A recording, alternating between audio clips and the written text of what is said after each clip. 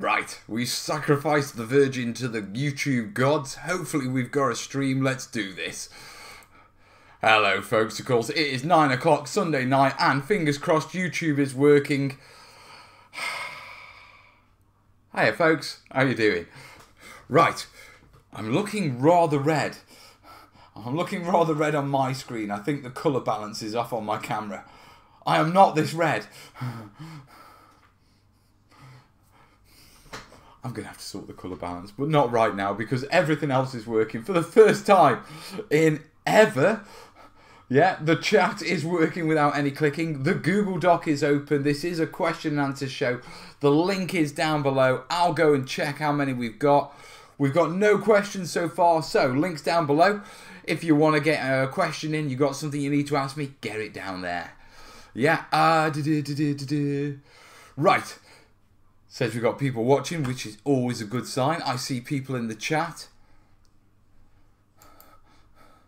I don't know how we can say. I give up.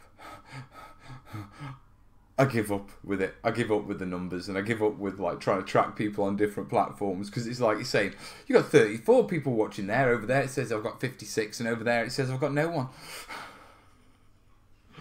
Right. Hello. Right. I see Norman, Martin, Peter, Jim, Tim, Immersive, Gary, Chris, Chaotic Video Gamer. Hello, matey.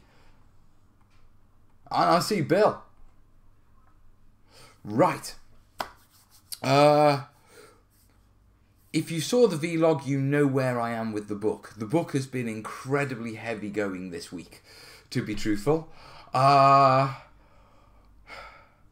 working out the material section, yeah, and it was planned to be this big, yeah, but you don't sort of appreciate it until you sort of get there, if you know what I mean. And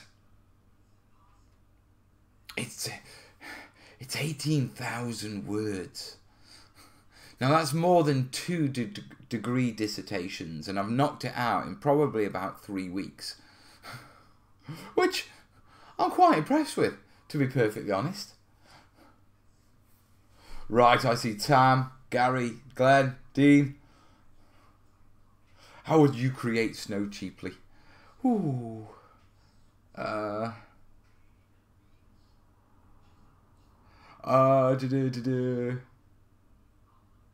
Snow cheaply, I mean baking soda, white acrylic and PVA.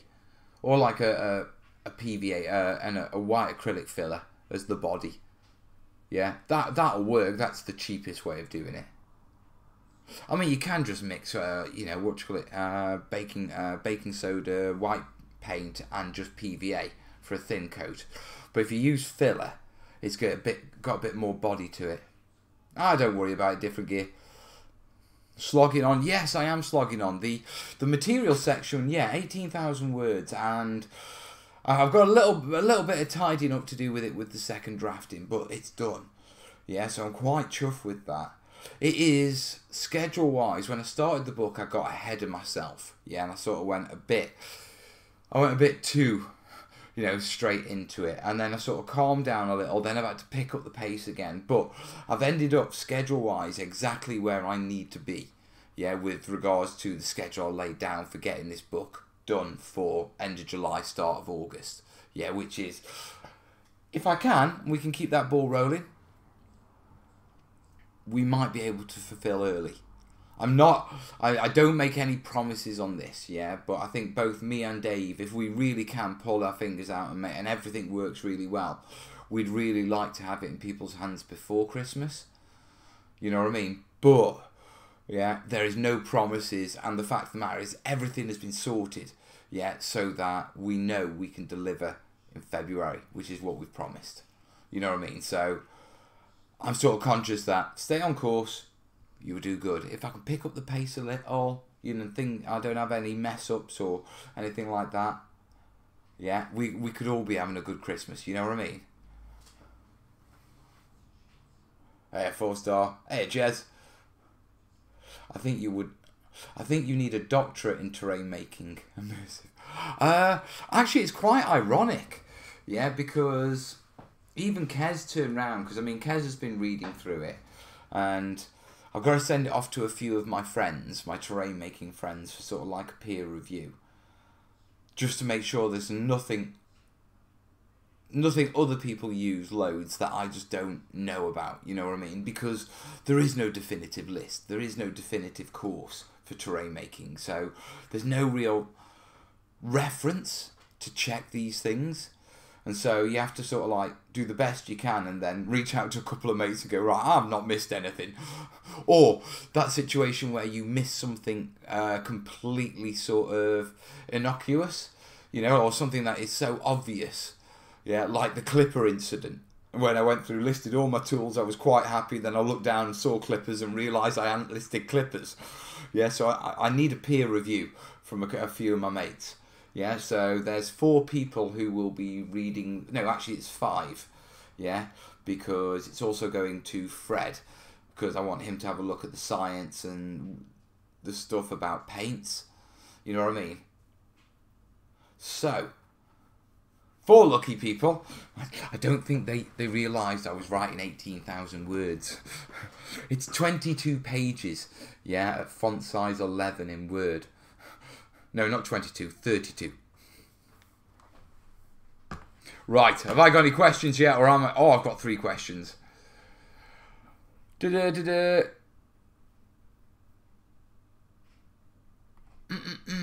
I've got a couple of good questions. What I'll do is I'm going to keep chatting, because we're only 5 minutes in. I'm going to keep chatting for about another 10 minutes. We'll just keep rambling, because I've got to ask you a couple of questions. Yeah, and we'll just let the terrain questions build up. Jez is asking, Mel, book spoiler, do they die in the end? Should I let it out? I'll be honest, yeah, one of the things... No, they don't die at the end, yeah, but one of the things... Obviously, yeah, I'm having a few drawings done, and they've been done by my mate Tanya, who does all the graphics for the channel, yeah? And I was thinking of asking her to do, me standing, yeah, next to a palm tree for the sort of final page, for the sort of final outro of the book, yeah, so we at least get one palm tree in there. Nothing set, of course. Yeah, but, you know, I like playing with these ideas. As long as the book works as a terrain book and it's useful and it's full of useful information, I like the idea that I can have a little bit of fun, you know what I mean, in the peripheries.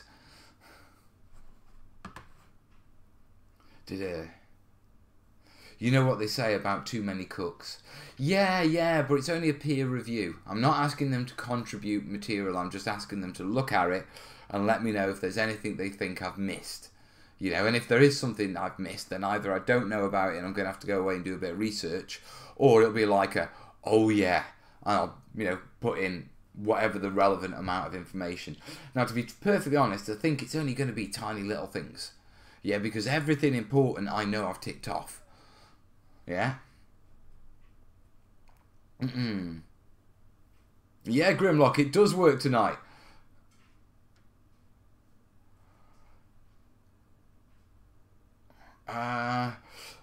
Olive's asking, Mel, do you project to translate your book? Me and Dave have talked about it. I mean, we've got a lot of German backers, and there's been a lot of interest for translations into German. And so, yeah, it's on the radar, but there's no point even looking at it until the book's done. You know what I mean? So we've just put it on the radar as a job list that once the book's done, to sit down, have a chat and see, you know, right, where do we go with this? What we don't want to do is make the job bigger than it already is, if you know what I mean. Right, where's my chat? There we go. I'm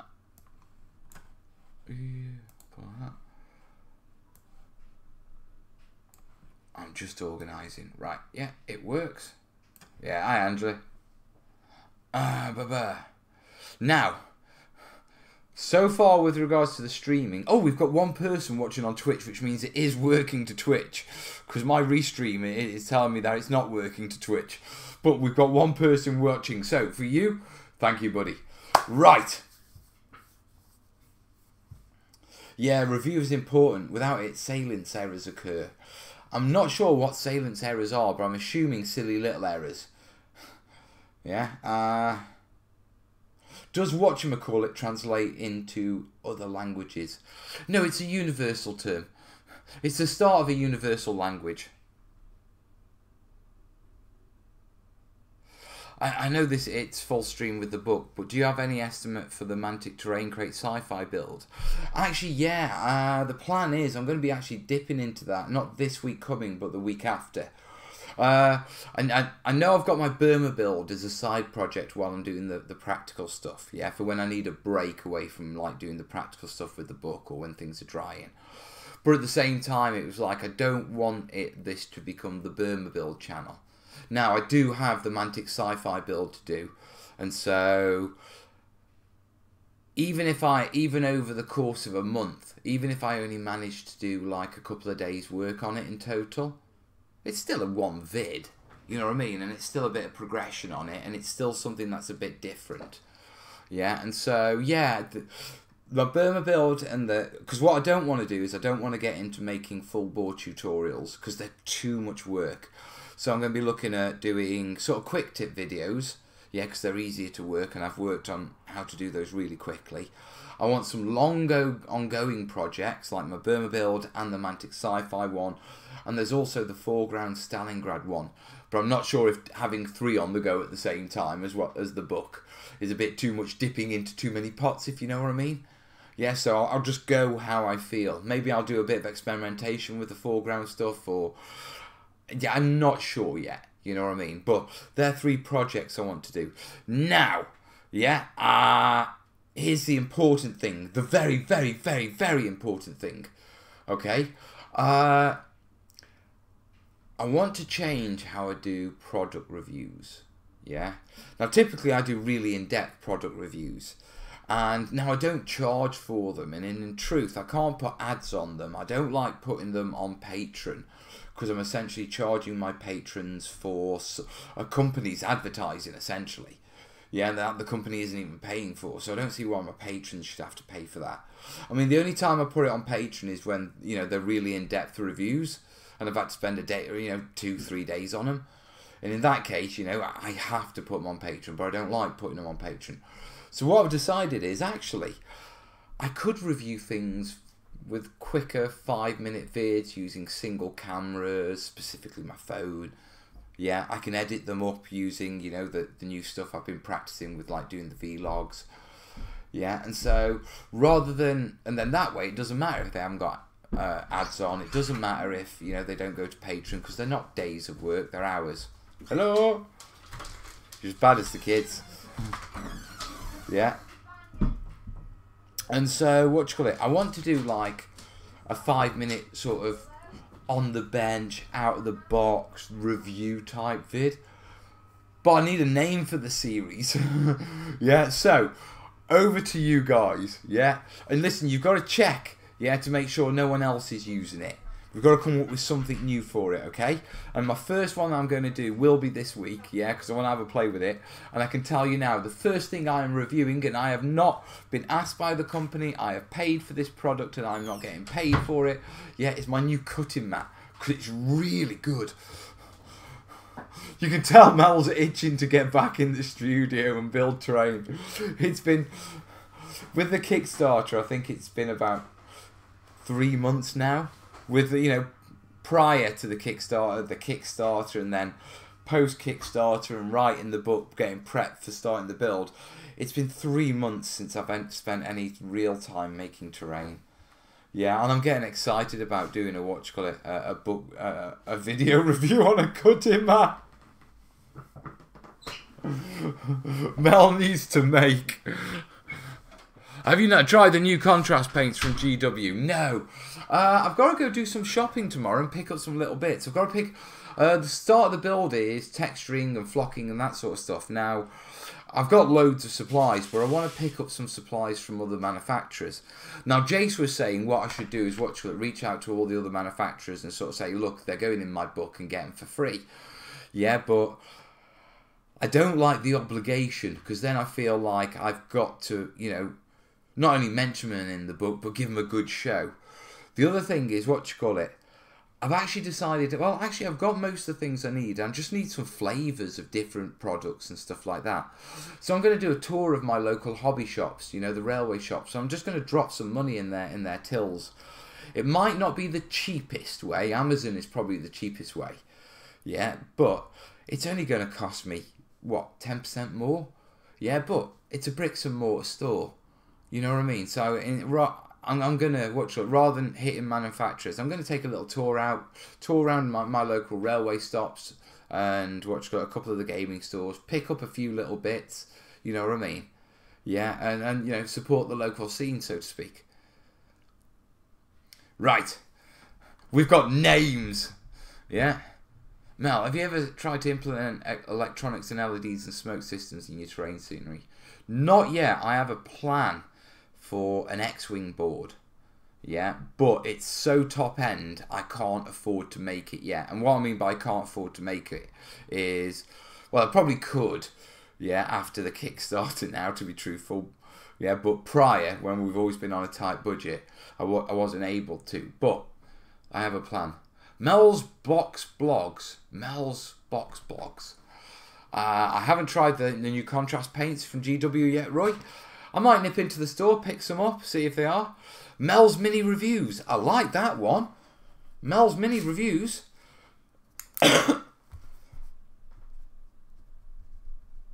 Mel's Mini Reviews.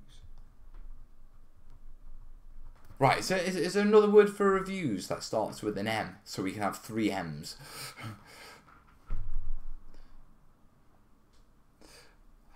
We Brits had Watch with Mother. How about Unboxing with Mel? Similar concept. Unboxing with Mel. Name for Mel review stuff.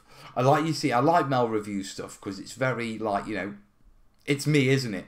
What are we doing? I'm reviewing stuff. What's the name? Mel review stuff. Right, okay, moving on. I don't do frills.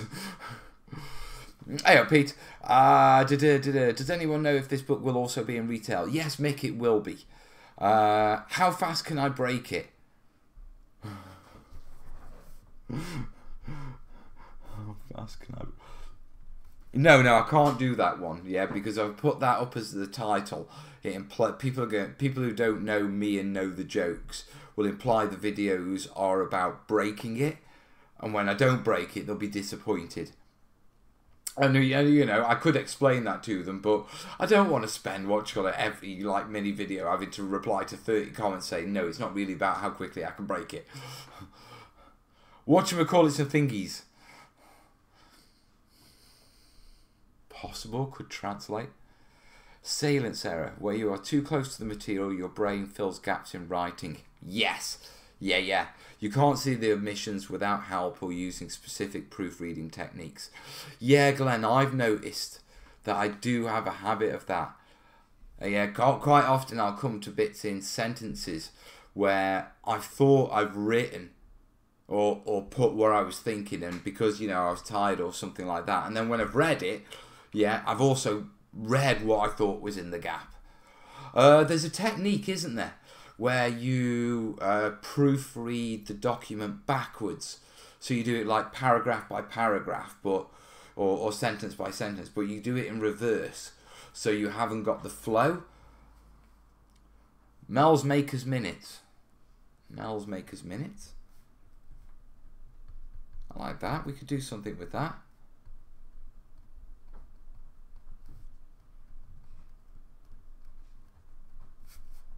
Okay, Mel's Mini Manufacturer's Musings. Mel's Mini Manufacturer's Musings. And you're a towel now.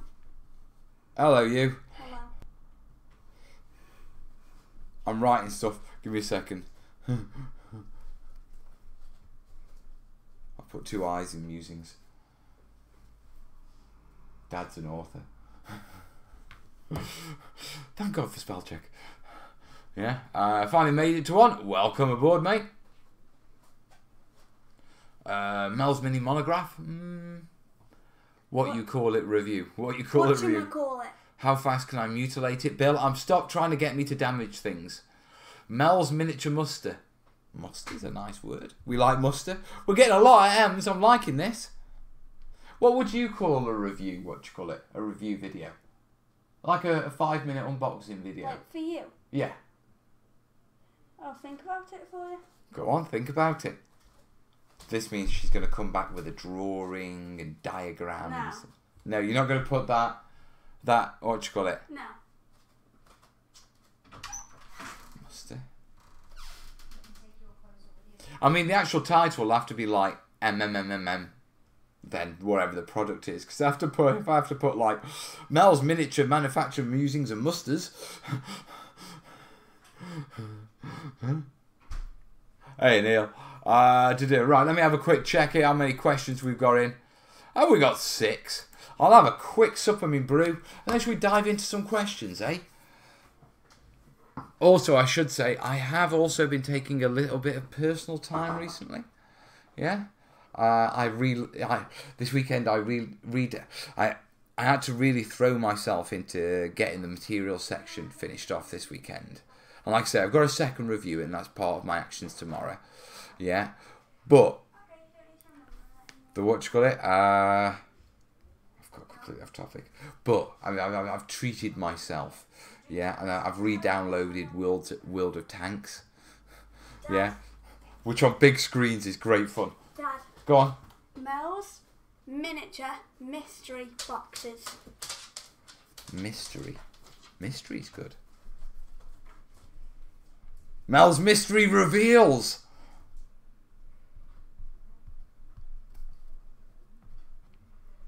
That one could work, couldn't it?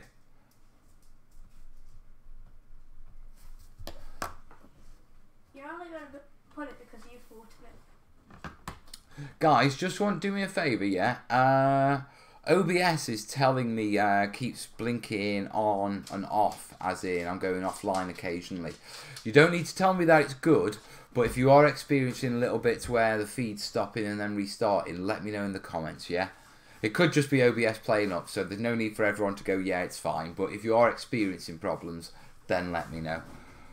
Right, the terrain tutor tries. The terrain tutor tries, that's a good one.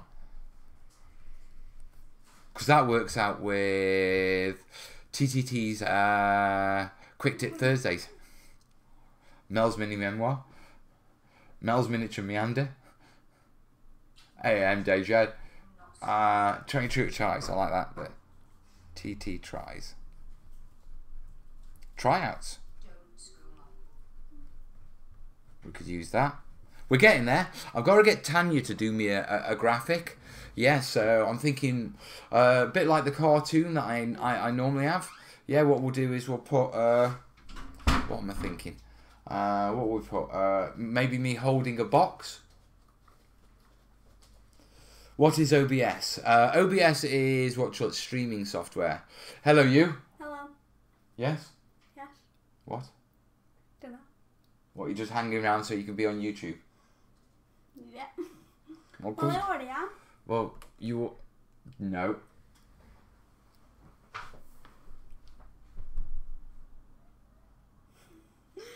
Okay then. No. They're wondering now. Yeah, I'll explain it to them, but you're not promoting your channel on my channel. And you said it. Yeah, I can say you've got a channel, but it's a private channel, it's a restricted channel, and you're not putting the name out at all. You said it was public. It's restricted. Wait, what? You think you're going to have a YouTube channel and I'm not going to claim it as your parent? I've already got 36 views. That's okay. You gotta sit down and 35 of them are me. No, they're not. Right, come on. Shoot and scoot, young lady. Love you. Oi. Had to. You annoyed me now. I don't care if I've annoyed you. Yes, she has a YouTube channel. Yes, it is one of those private channels. It has been restricted and I am not letting her promote it on my channel for obvious reasons.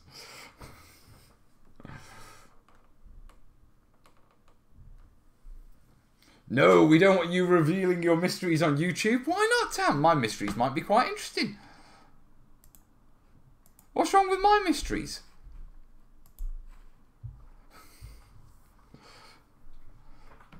And Train Tutor Talks. Then the next Train Tutor Talks. Talks? Yeah, that could work.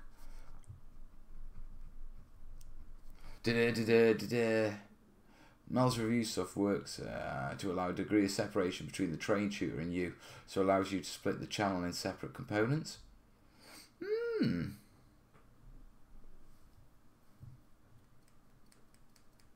It does. I'm not sure how I feel about that, actually. I mean, it's not a massive issue, you know what I mean? Mel's mystery machine. I cannot blame you at all for that, mate. As a parent, panic. No, I'm not panicking, you know. She wanted to go on YouTube. We did it properly. You know what I mean? I've got eyeball on it. You know, I've got overall administration.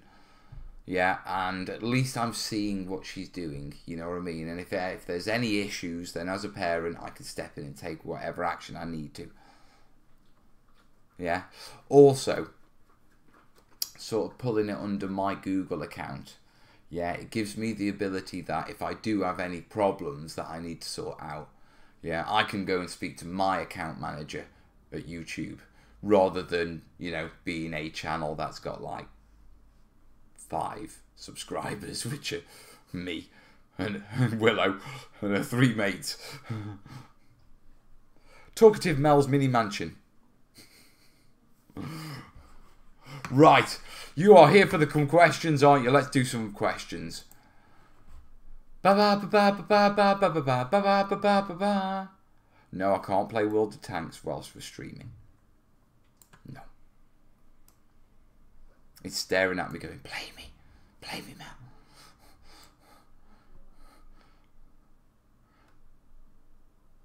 Right, I can see the chat, I can see the questions. This is good. Mel's monetizing manufacturers. Cut straight to the bone there, Norman. Right, okay, right. I'm looking at 6 questions, so let's have a little meander through those. Okay, Sir Kingston, watching on YouTube. How to do sandy terrain. Right, okay, sandy terrain can be quite a challenge. Now, there's 2 main challenges when it comes to sandy terrain. Okay, one is what to use as your ground surface. Okay, now here's the thing. Any sort of wargaming scale that we play at, sand itself would be so small that it can't really be represented with particles anymore. Yeah, it would, to scale, it would just appear smooth.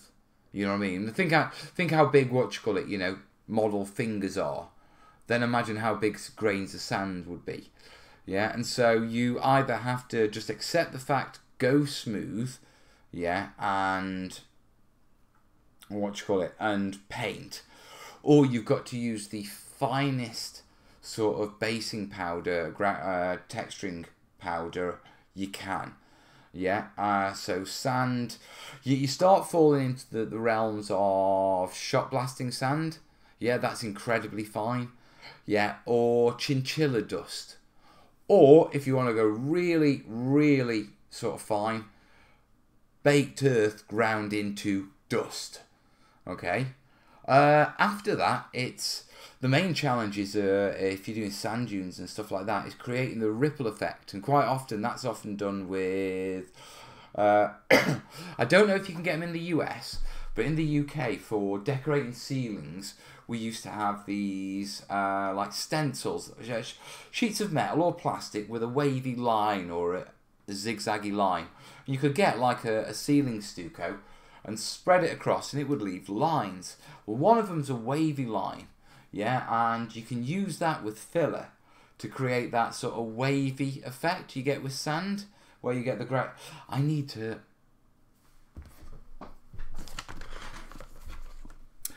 watch it. I need to understand the physics behind that. Yeah, okay, I'll put it there. Sand, beach, ocean. What would it be? Hydrodynamics?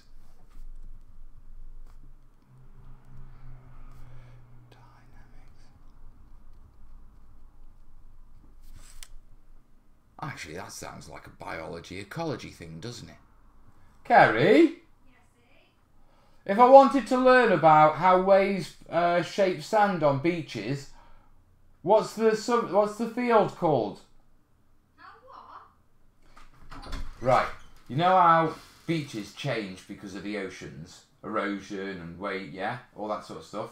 What's that field of study called? Coastal. It's coastal erosion. Coastal. I know that's the process, but what's the scientific? It'd be marine something. I'll have a look for you. All right. Right. Sorry about that, but I just realised I don't understand that enough, so I need to understand that. Right, and in the comments we have sand, chinchilla dust, or tiling grout. And don't call me Carrie. That's me in trouble name. In trouble, Babe, mate. if you don't mind. Unless you're in trouble. How and where about getting... They have rollers and stencils that do that. I've seen those. Yeah. So yeah, that's how I'd approach sandy ground. Very fine ground. Yeah, very fine dust. Or simply miss that completely. And then use some sort of stencil or shaper. I mean, you can do it with a brush. It's just a lot fiddlier. Erosion. LSD, longshore drift.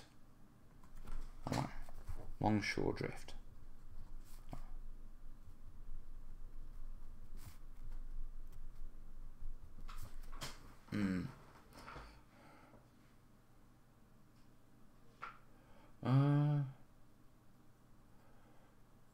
Could be coastal ecology. Yeah, could be.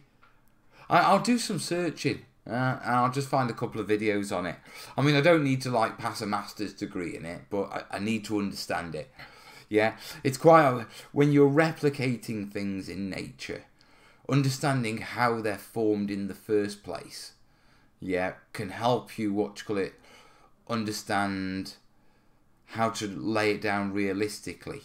You know, if you know what I mean, because it gives you an idea of where it would actually go and where it wouldn't go. Rather than you just knowing, right, I can replicate the look of that, but not really knowing where on the land you're creating it should go. It says marine scientists and marine engineers deal with anything oceans and coastal. Okay. I'll give it a search. Cheers, Kez. Right. Next question. Remember, if you've got a question for me, guys, make sure you throw it into the Google Doc. Links are down below. I need to wet my whistle. All right. Any tips on doing the interior of a cave, cavern, or cave-style basing? From Jeremy. The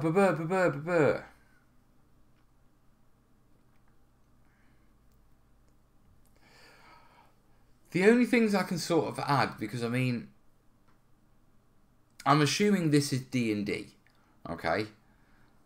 Because there's no, it's not asking how do you put it inside a hill. You just want to replicate the interior of a cave cavern. So your basic rock methods will work, yeah? The important thing to remember is obviously go darker, especially in corners, stuff like that, yeah, to give the cavern feel. Next thing, remember, caverns and interiors, they tend to be damp. Yeah, so you want to get, you want to get some dark greens around the base of of where your walls meet the floor. Yeah, remember there's stalactites and stalagmites. Tights hang down, so you want stalagmites. Yeah, I mean, you can build those up with hot glue and layer them with filler.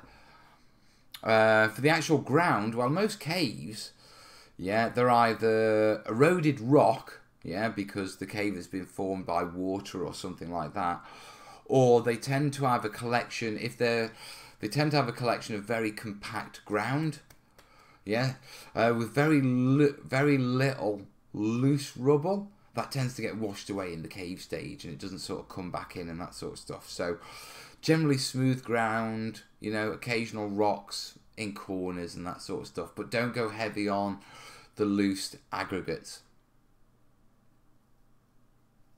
Pagan.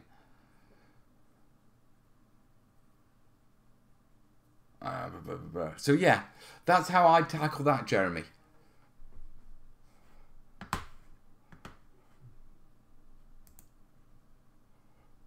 I'm not clicking that link. I see the link and thank you for the link, but the last time I clicked a link in my chat, it knackered my chat.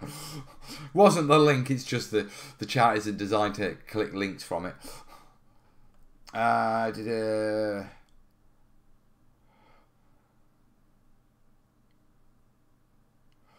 Oceanography studies? Could be, oceanography.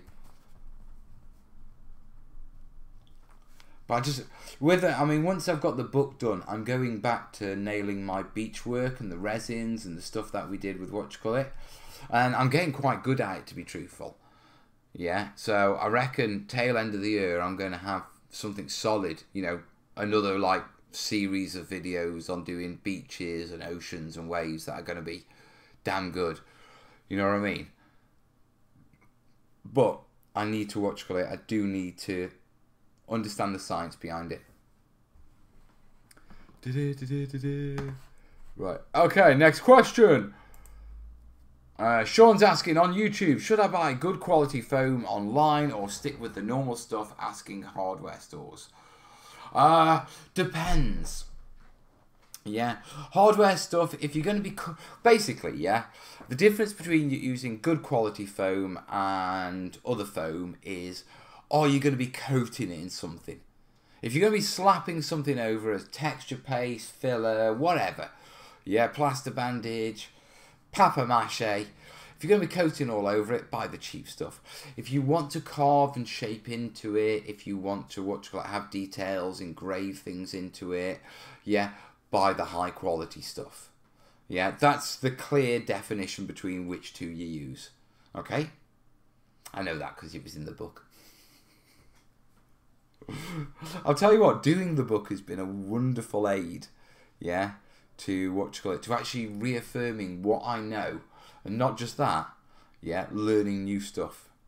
I mean, did you know that that mosses and lichens are not the same thing? Mosses are a species of tubular plant, yeah, vesticular plant, yeah, whereas lichens are actually a fungus come algae, symbiotic. Yeah, symbiote. And actually, with regards to lichens, there's only actually, well, there's many species, but there's three main species: leafy, crusty, and shrubby. Yeah, and it's literally called shrubby. Yeah, but shrubby is the lichen that you want. Now, interestingly enough, okay, although lichens are not mosses, the one shrubby lichen we use the most, yeah, is called reindeer moss. You couldn't make it up. Seriously, you couldn't make this stuff up. But anyway, there you are. There's a couple of sentences out of the book.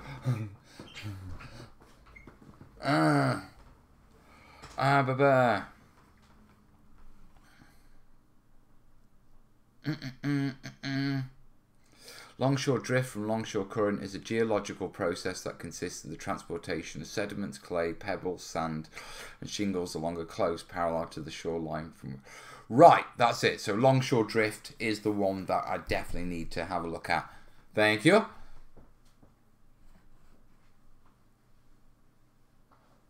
Jeremy saying thank you. No worries, buddy. Glad it helped. Right, Sean, I hope your question's answered on the old foam stuff. Slevik boy, how would you make realistic looking shingles for medieval buildings? Look weathered and a bit random. Already done a video on this, mate. It's in the Buildings and Ruins Technical Techniques playlist. Yeah, and it's called Wooden Shingles and Roof Tiles. And I think there's 3 or 4 different methods. One of them, yeah, I made wooden shingles out of balsa wood, yeah, and they came out rather nice, and I think it's what you're looking for, yeah. So go check out that video. It is in the Buildings and Ruins or Urban Terrain Techniques playlist, and you're looking for a video called Wooden Shingles. In fact, if you just search YouTube for terrain tutor wooden shingles, you'll probably find the vid. Nailed that one. I love it when I've done a vid on subjects.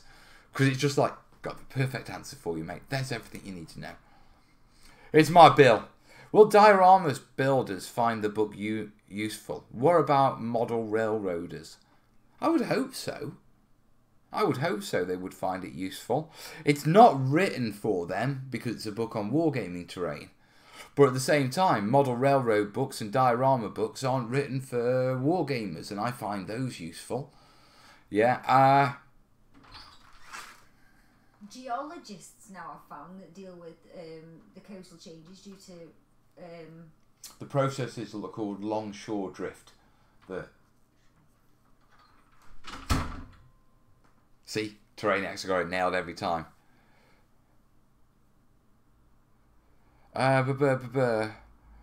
So yeah, I would hope they find it useful, but I'm not writing it for them. Do you know what I mean? And by that, I'm not. The terrain that's in it is built for wargaming. You know what I mean? But the modelling techniques, they come from scenic modelling. It's just my slant on it is, and this is probably the easiest way of describing it. Yeah, diorama builders, railroaders, wargamers, what are they called? Museum modelers. You know the guys who make the castles for inside museums or inside a castle. You have a little model, and in the museums, they're called educational model makers, actually. In fact, on top of that, if you really want to go, it's not so much now, but the old filmmakers, you know, the guys who used to make the Watch Out Thunderbird stuff and all that, all those are completely different, but we all use the same techniques in different ways. Okay, my book is a whole load of techniques that all of those people will be interested in. Yeah, I'm just talking about applying them in this way. The information about how to do the technique, yeah, it's just that for diorama guys and for, for railroaders, you'll have to look at it and then use a little bit of your own knowledge on your own hobby to apply that technique to yours, if you know what I mean. I'm buzzing. Yeah. Yeah. So that's the way I'm looking at it. So although it's not written for diorama, it's not written for railroad, it's written for making wargames terrain that goes on tables to play with. Yeah, it has got some pretty damn advanced stuff in there. I mean, there's going to be sections that your diorama makers and railroaders will look at and go, all right, that's no use to me whatsoever. So for example, yeah, there's a 2-page spread on modularity. Yeah, so 2 pages talking about how to make modular boards and make things line up and what to think about and all that sort of stuff. Yeah, now diorama makers don't use modularity and railroaders don't use modularity. So those 2 pages, they're going to look at it and it might be interesting as a read, yeah, but they're not really going to be able to take that information. Or I don't think they are. Yeah. Whereas, you know, all the wargamers will go, oh yeah. Yeah, but there's only, I think,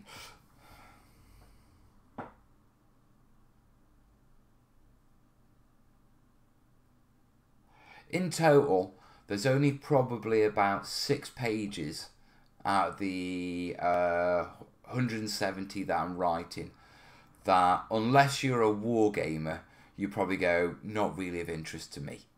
You know what I mean? In fact, I don't even think it's that much, because quite a lot of the planning will carry across.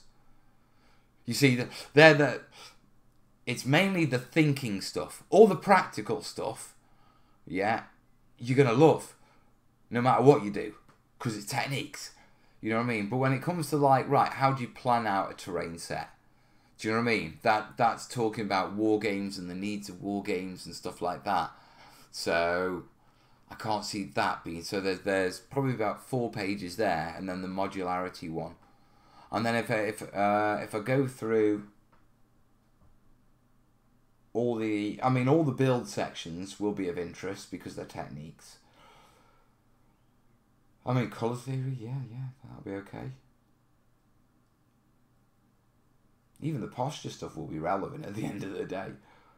So yeah, it's just the planning, yeah, and then the section on modularity that I think, you know, railroaders and diorama makers will feel that there's not much in there for them, you know what I mean?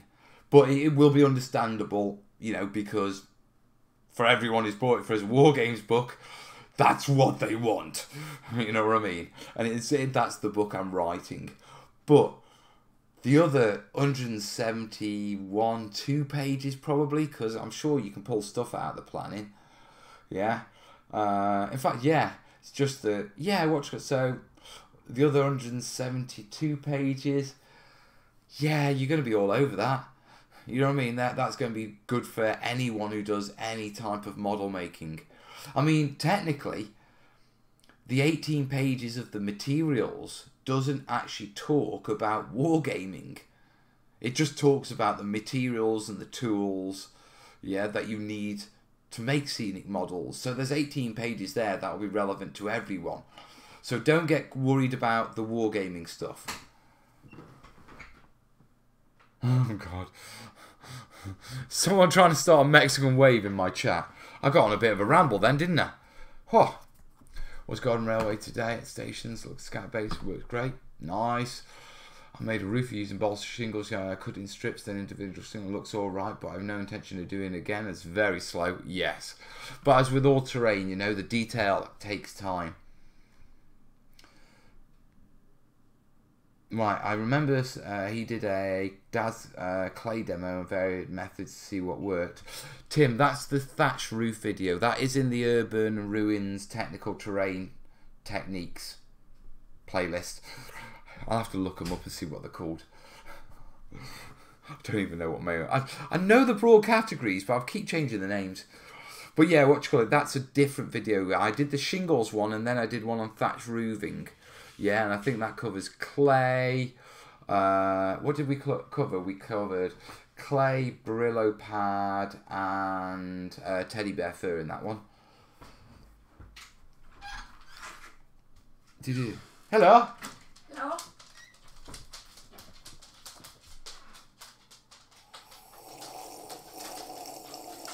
Really?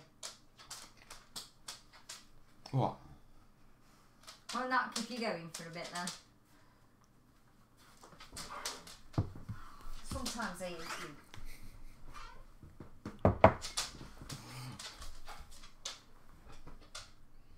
Give me your cup. Thank you, Kerry. I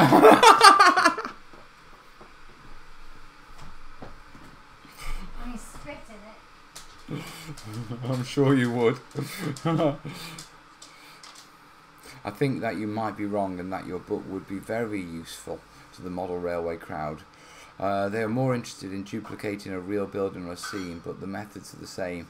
Yeah, like I say, the book's going to have stuff in that will be of interest to anyone who makes any sort of scenic modelling. It's just, it will be geared towards War Games terrain, and there will be a couple of little bits that are directly related to the planning needed for War Games terrain, which won't be as relevant, but they're tiny, tiny little bits.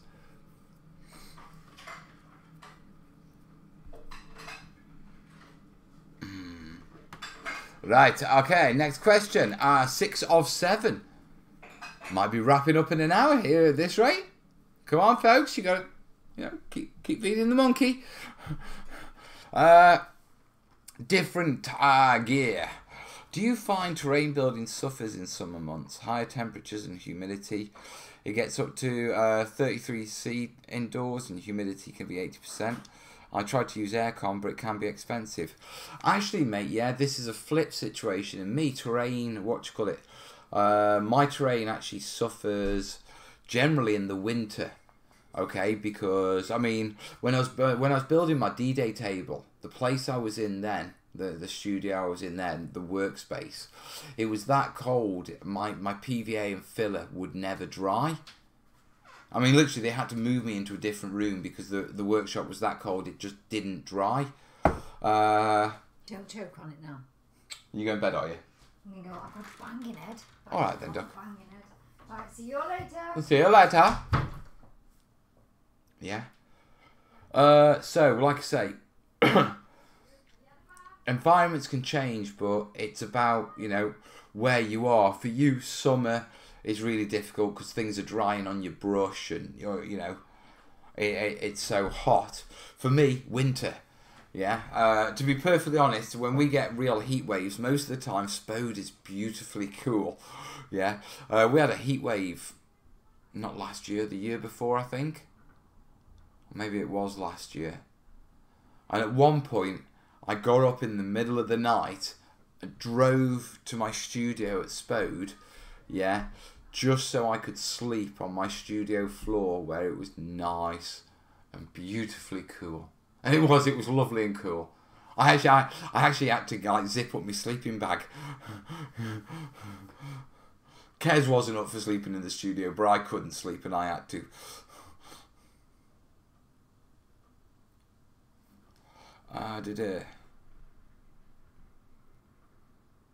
Veneers, yeah. Right, okay, question 7 of 7. John is asking, any thoughts on functional terrain? Multi-position elevators, flowing rivers, including water and flowing rivers. I always think that when people say about functional terrain, yeah, I often think things like, alright, you're talking the flowing water, you're talking things like the smoke machines, you're talking things like the lights, and then you're talking about actual functionality on terrain such as doors and elevators and barriers, you know what I mean? Or maybe the ability to change pieces to represent damage, you know what I mean? That sort of modularity. Now for me, yeah, I'm not a massive fan of the smoke machines. The reason being is that they work on like a glucose syrup, yeah, and it can actually leave that deposit on your terrain and it's a nightmare to get off.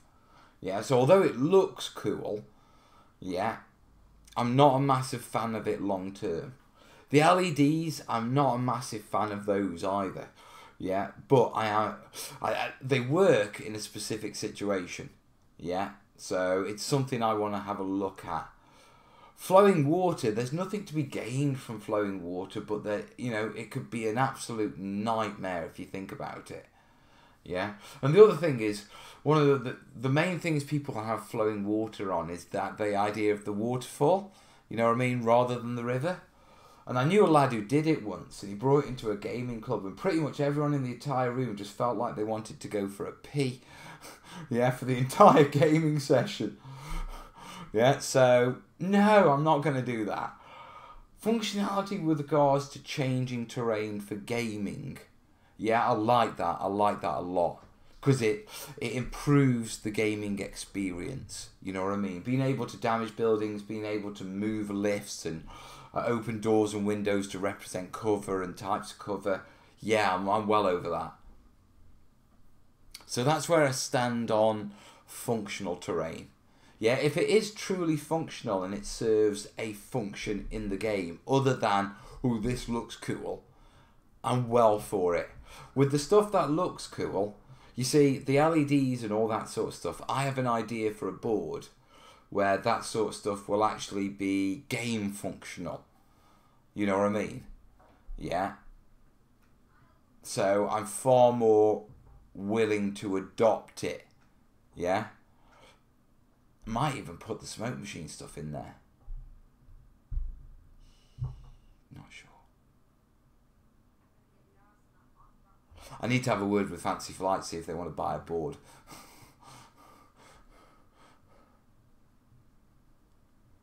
Might email John. After the book. After the book. Mel, roughly when do you think the book will be released? The book will be released February 2020. Because that's when we said we're going to release it. If I do really well, it'll be released sooner. But it won't be released later.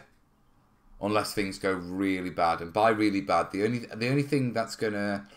Major health issues would be the only thing that would see a late release. Yeah, but... Just draw a line under that because we're not even going down that route.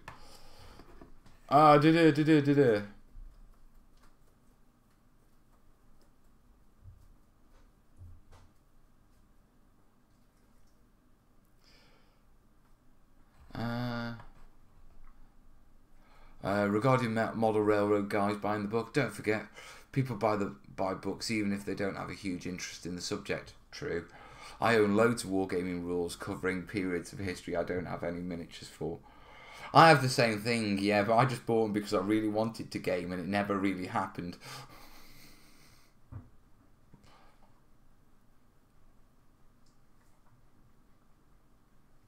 Which, like on YouTube, make a working waterfall for D&D wargaming. I know it looks cool and that sort of stuff, but I tell you what, it doesn't half make you want to go for a wee.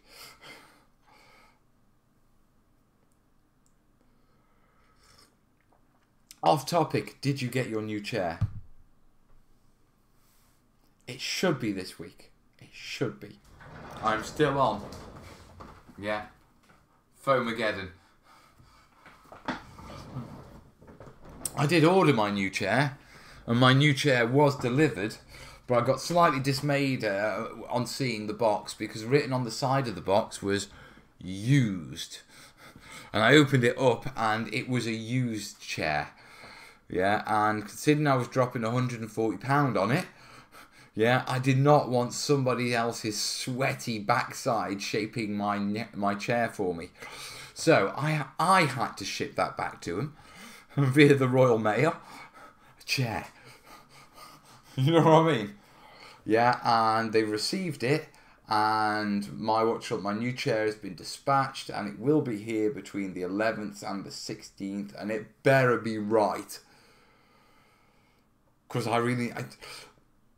I need a chair. My back is better, yeah, but even so, I am even sitting on a cushion. I might as well be sitting on solid board. Use different coloured lights to denote different gaming conditions, something like that, yeah. But there's a whole host of electronic lighting things that you can do. Yeah, and there's also a few like visual tricks and stuff like that, and I have an idea for a beautiful board, but I figure in materials alone it's going to cost about £800. Okay, because there's a lot of high tech and there's a lot of what you call it top end sort of printing, custom sign printing to do with it to make it work. Yeah, and so I've never been able to fully commit to spending that much on materials, never mind learning everything I need to learn, then build the thing knowing I've got nowhere for it to go and no one to sell it to. Yeah, so dude, where's it coming from? Siberia, Manchester, an hour up the road. That's where my bike's coming from. So don't go hang gliding until the book is done.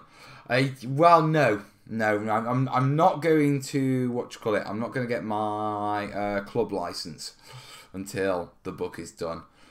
But I am going hang gliding, yeah, hopefully in the next month. Oh, right, I better tell you lot about this, hadn't I? Better bring you up to speed. We've got a fair few questions flying in, so I'll jump on those in a minute. Yeah. Right. If you follow me on Facebook, yeah, I've been working a lot and I've been putting a lot of pressure on myself with this book. Yeah, and I realised that I need to get out, I need a hobby, I need to do things. And I talked about this a while ago. Yeah, the idea about going hang gliding. Yeah, and last night I decided, yeah, I think it was 3 o'clock in the morning because I was writing. Yeah, after I'd finished I'd finished editing up the vlog, and then I was going back and I was finishing off writing the materials, the scenic modelling materials section. And I decided I was working way too much. So I've decided, yeah, one of the things I wanted to do was to go hang gliding. Yeah. So, at the time, I found a school. Yeah. I recently did some digging in. It's got a load of 1-star reviews, and one of the comments is this the guy who said that he's only got enough insurance to cover him for 1 day in court? So it's like, right, skip that school. Yeah, and I've basically checked out what like the British, hang gliding association is, and you know, what their approval system is and the insurance, and I found basically about half an hour away, 45 minutes away, a school that will do it. It's going to cost me about £200, yeah, between, for my first sort of taster day. And that's for the taster day, that's my insurance. I'm going to have to buy some ankle boots, yeah, because they're the one thing I need and I don't have. Yeah, so all in all, about 200 quid to have a taster. If I like the taster, then the taster is actually the first day of the 5-day club course. Yeah. And that's where, once you've done a club course, you can go flying on club days. So where they've got bigger instructors to check your gear and you can hire hang gliders off them and that sort of stuff. After that, yeah, there's a there's another course. Yeah, it's about 1,000. The club course, yeah. If after I've done the taster day, the club course is about 350 quid. So that's going to be my big treat once I've finished the book. You know what I mean? That's my big reward. You know, I think it's going to be like 4 days, 3 days in a B&B. Yeah, hang gliding for 4 days. So I'm really looking forward to it. Yeah, but assuming I enjoy the taster day. Yeah, because the taster day is just jolly up on the hills. If I really get into it, then I can do another course. Yeah, it's going to cost me about £1,000, so I won't be able to do it this year, but I may be able to do it next summer. Yeah, and once I do that course, I'm qualified to basically fly in the UK under, I think it's 5,000 feet. Yeah, because aeroplanes fly above that. But basically, I don't need to fly with the club. I can just get my hang glider, go up to the local hill, yeah. And so where you see like, you know the families going on holiday, and you've got like the braggy family, you've got the bike rack with like 4 bikes on the back going, you look at us. I'm going to be driving along with a hang glider. So anyway, yes. I am taking up hang gliding. It's not going to become a regular feature on the channel, but I think for the taster day and maybe a little bit for the for the course, yeah, I might vlog it for giggles. Yeah. Let me have a nose. Right. So I've done the chair comment yet. I guess your old chair will be turned into flock. No, it's getting turned into hills. It'll be in the book. Not joking. How does your publisher feel about hang gliding? He's in America. He can't stop me. No, to be perfectly honest, yeah. My taster day. For the taster day, you fly tandem. So you're on a hang glider with an instructor. So it's like sitting in the seat of a race car with a professional driver. Yes, it's scary and it's dangerous, but actually you're in the very best hands. And I've done some checks, and generally, you know, it's actually quite a safe sport. Yeah, so I'm not concerned on that count. One of our club members does our terrain, and he did a nice trick. Use LED switch as a little Easter egg, terrain bits, and people magnify. Yeah. Did you see the D-Day trooper who recreated his jump at 95 years old? Yeah. Great, big, hairy cojones. It should be down here, not up here. But you know what I mean. If you've got great, big, hairy cojones up here, yeah, you've got some issues. Yeah. Hang gliding for 4 days, 9 months in traction. They don't really use traction nowadays. Watch out for the German woman. What German woman? Dude, you have to film it. Mel's Falcon. I believe I can fly. Oh no, he's a isn't he? Yeah, let's drop that. Can you fly tandem? No, I mean, yeah, that's the idea. I hope I can. Right. Let's have a look at another question. Grimlock's asking, "What's up, Mel? How can you harden exposed foam board? I've used some with paper peeled off and textured it, but it's very soft.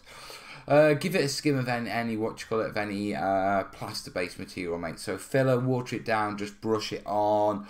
Artex. On top of that, Hotwire Foam Factory, they do a foam coat. Yeah, that's designed to be brushed on. They do a few of them, to be truthful, but the basic one's fine. Cristacal R is another good one. It's a casting powder to make slip molds for firing glass in kilns. So it's incredibly durable, really tough, lightweight, but it makes good hardened coats. But that's how I'd approach it. The other option, of course, is if you're doing it from a bit of a distance, get a kind of textured spray paint, give it a blast with that, because that'll seal it, base coat it, and give it a bit of a rocky texture. Hope that helps, Steve. I'm buzzing. Mel the Mallard. Okay, yes, our bits of train. Yeah, switches, magnetised. Tripped shop signs or street lights flickered. Small scale looks better than lots of light. Yeah, I like that idea. The idea that using magnets on the miniatures to trigger various light effects as models interact. See, although that's not game functionality, that is actually quite a little cool interaction. I do like that.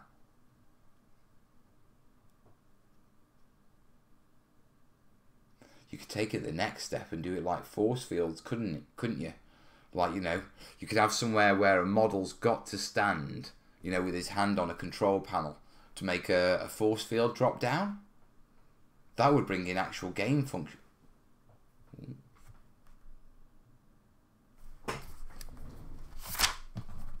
Where's the X-Wing build? X-Wing.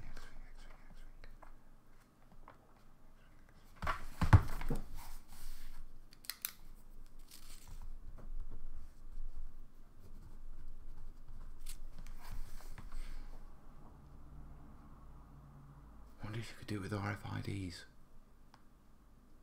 Who do I know? Big as Chris.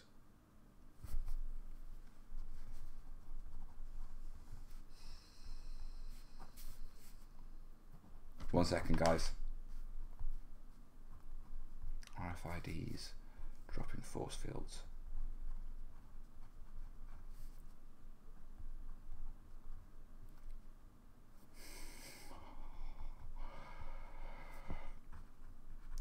Don't have the time to invest in that right now. After the book, Mel. After the book. Bring forth the Book of Armaments. The German woman from the hostel in Northern Ireland. Oh, flirty-gurty.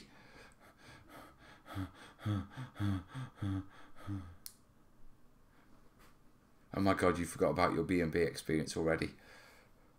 I don't dwell on these things, you know what I mean? But I do know who you're talking about, and I do remember flirty-gurty. Distinctly remember flirty-gurty. I love watching those gears turning in his head. I have a brilliant idea for a board, and it'll be a beautiful board, but it's expensive for me to make, and I need someone at least to buy it for enough it's going to cost, you know, to make materials wise, even if I don't make a profit on it. Yeah, now that may seem crazy, yeah, but I can make a living and I can make money and that sort of stuff off the videos from the YouTube, from the Patreon and that sort of stuff. So making money from the board, yeah, isn't the major priority. And if I don't charge a set fee, yeah, for this wonderful board, for someone who wants this board, they have no real creative control. If I just approach them to sort of say, look, I need you to cover the materials cost so I can go full bore with the materials and not have to worry that I might be spending quite big for a terrain project. You know what I mean? Yeah, then, and also from the other side, knowing that not only is it going somewhere afterwards, and I've not got to go through that hassle of trying to sell it, and then because it's such a specific item, having to reduce the price to less than it's worth. I mean, I remember when I did the Willow Church, the foreground church, and I invested, I think, about 40 hours into that, and I ended up painting it up, detailing it, basing it, converting it, yeah, and building it, and I had to sell it for less than you could actually buy the church kit for. After I'd got the church kit, built it, customized it, based it, or you know what I mean. So things like that really annoy me, where I have to drop my prices to get rid of things because I haven't got a buyer. So I'd rather sell low, yeah, but have somewhere that it's going to, preferably a company or a gaming store, yeah, because I get a big kick. Yeah, it's with my D-Day board. Whenever I see it on the Bolt Action forum of someone posting photos playing with it, I get a big kick from that. So it needs to go. This project needs to go to somewhere that will, what you call it. So basically, I need to find someone who wants to buy the best X-Wing board in existence. There you go. I'm sure Beast of War will buy it off you. They've already got my map. It's getting rather dusty.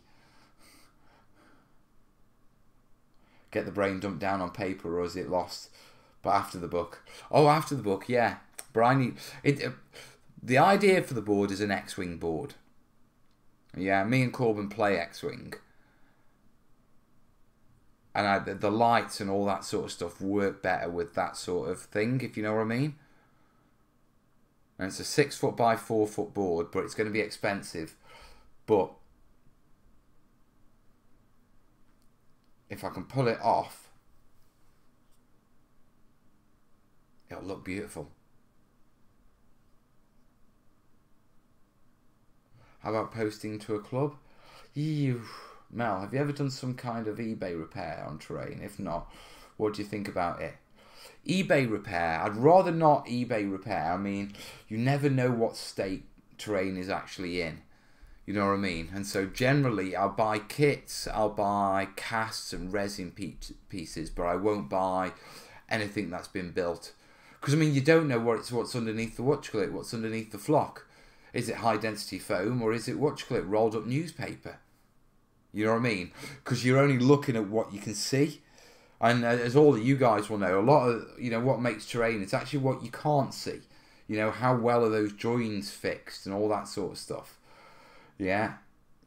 Or were the right glues used? Or, you know, did you mix white paint into that snow, or is it going to yellow over time? So I'll either buy kits or finished like resin casts or prints, but I don't like buying built terrain. Not unless I know the builder. Modest Mel used gaming boards? Modest Mel's used gaming boards. Could it be used for other games, not just X-Wing? No. Unfortunately, it can only be used for X-Wing. Yeah, it's the design is that specific. Yeah, I've got it planned out already.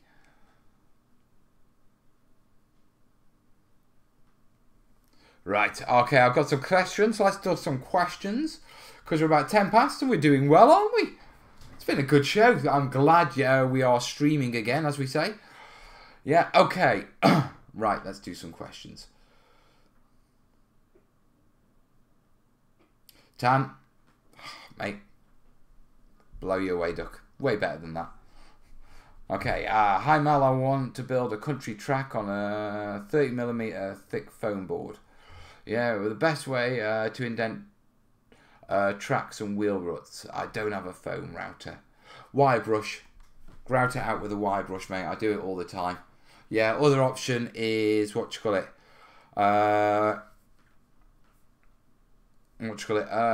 really coarse sandpaper. Yeah, you can wrap that round a piece of pipe and that will give you your road ruts, if you know what I mean, and just drag it where you need it. Yeah, when you are working with sandpaper and foam, yeah, it does get rather warm. Yeah, I almost burnt my fingers. Yeah, sanding down the foam on the map project. So just be aware of that. Yeah, but a wire brush will take the bulk and then smooth it out with some sandpaper, mate. Death Star, Hoth, no, own creation.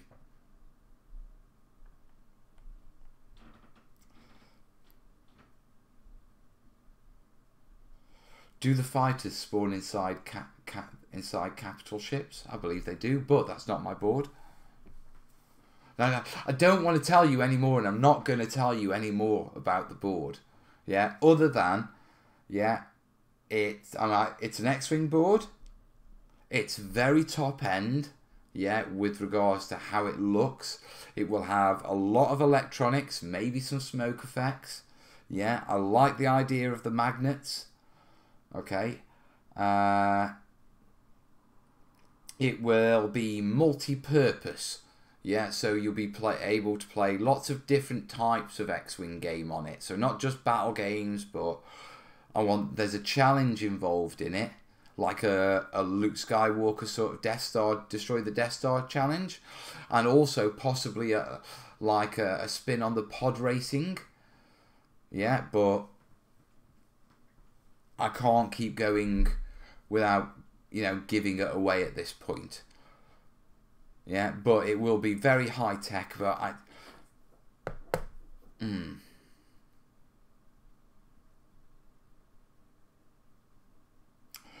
Immersive saying, having just got into the whole video editing thing, what software are you using to edit yours?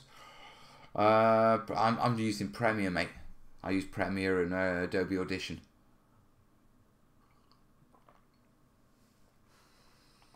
So yeah, anyway, Glenn's question on the what's your country track on foam? Yeah, use a wire brush, barbecue cleaning brushes. Yeah, are really good for that. Yeah, and then Mustafa. Actually, it could be Mustafa. That would work as well. That would work very well, in fact. That would work really well. Ooh. Would it? In Elements, it could. No, after the book. Assuming I can get a buyer.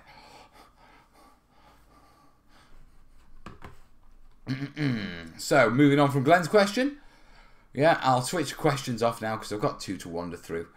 Right, Friends of General Hogg. Working on adding extra detail to a foreground ruined timber built frame. Kit is already ruined, but trying to make it look fire damaged is from fire. Any advice on detailing? Further painting, extra debris? Okay, right, straight off you want to get all the spare bits of wood from the sprue, break all the little bits off, grind them up, mix them up with, bits of rubble, yeah, and a bit of filler, make a paste, apply that on the inside, yeah. You can burn it, but be ready to blow it out as soon as you set fire to it. Yeah, paint up your rubble and that sort of stuff, then mainly hit it with charcoal, mate. Hit it around all the top edges, top of the windows, get it everywhere. And once you've got all the charcoal on, you'll need to give it a spray of a matte varnish. Okay, just to seal all the charcoal in place. Otherwise, you'll be getting it on your hands every time you pick it up. Yeah, but that will really sort of burn it out. Coming to a book near you sometime soon. Yeah, Out of curiosity, what do you consider expensive for a board? Hey, dude. Hello, man. Corporal Corbin.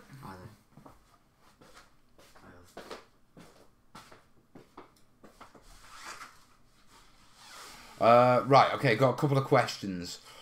Out of curiosity, what do you consider expensive for a board? It's how long is a piece of string, mate?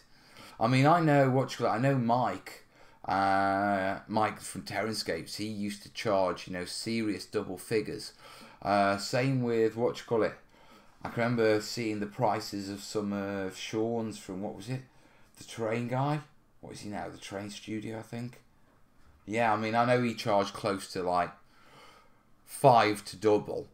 I've never charged anywhere near that, to be truthful. I'm rubbish at pricing. That's why I got out of that game. For the X-Wing board, I don't know. I mean, I'm just looking to cover material costs and maybe a bit of a treat. What I don't want to do is charge what it would cost to make in time and all that sort of stuff, because, yeah, anyone paying that sort of money would have significant creative control. Yeah, and I want the creative control on that project. Right. What era Star Wars? Prequels, original or new? Original. Definitely original. Right, final question. John, Is there any effect or look that you have not been able to make or replicate?